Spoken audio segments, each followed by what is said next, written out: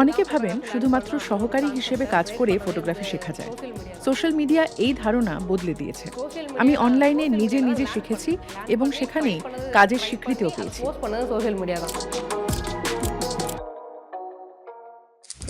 আমার নাম ভালা মাঠি। আমার বয়স 28 বছর। আমি ফটোগ্রাফির অনুরাগী। গত 3 বছর ধরে সোশ্যাল মিডিয়ায় ছবি ও ভিডিও শেয়ার করছি আমি। তামিলনাড়ুর তিরুনেলভেলিতে মধ্যবিত্ত পরিবারে জন্ম ভালামাঠির। তার অঞ্চলের আরও অনেকের মতো তিনিও সায়েন্স পড়েছেন, ফিজিক্সে উচ্চতর ডিগ্রি নিয়েছেন, কিন্তু তার ইচ্ছা ছিল অন্য কিছু করার। আমার ফটোগ্রাফির প্রতি আগ্রহ ছিল এবং আমি পোকামাকড় ভালোবাসি। ক্ষুদ্র পোকামাকড়ের স্পষ্ট ছবি আমার কাছে সুন্দর লাগে। তবে ফিজিক্স বাদ দিয়ে ফটোগ্রাফিতে মন দেওয়ার সিদ্ধান্ত গ্রহণ তার জন্য সহজ ছিল না।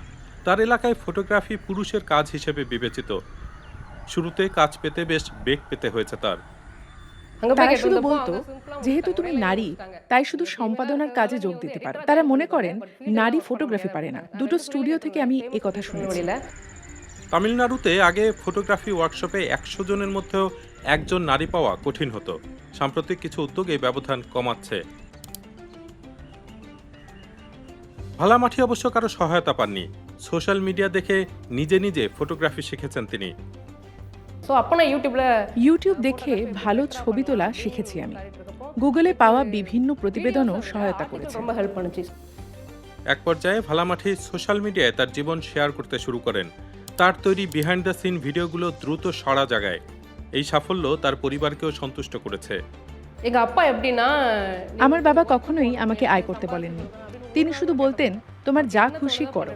শুরুর 9 মাস আমার সব প্রকল্প শুধু আমার মোবাইল ফোনে করেছিলাম, আর কয়েক মাসের মধ্যেই বিজ্ঞাপন থেকে 2 লাখ টাকা আয় করি। পর্যাপ্ত আয়ের পর আমি ফটোগ্রাফিকে পেশা হিসেবে নেওয়ার সিদ্ধান্ত নিই এবং একটি ক্যামেরা কিনি।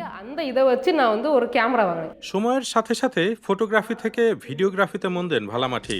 বর্তমানে অনলাইনে তার অনুসারীর সংখ্যা 6 লাখের মতো। অনলাইন এবং অফলাইন আয় দিয়ে ইতোমধ্যে একটি ছোট্ট টিমও গড়েছেন তিনি। তার সাফল্য প্রমাণ করে সোশ্যাল মিডিয়া ব্যবহার করে নারীরা অনেক দূর এগুতে পারেন, এমনকি নানা প্রতিবন্ধকতা সত্ত্বেও। আমার অধিকাংশ ক্রেতা সোশ্যাল মিডিয়া থেকে এসেছে। ক্লায়েন্ট নেটওয়ার্কিংও অনলাইনে সুন্দরভাবে করা যায়। সোশ্যাল মিডিয়া ছাড়া এত দূর আসতে পারতাম না।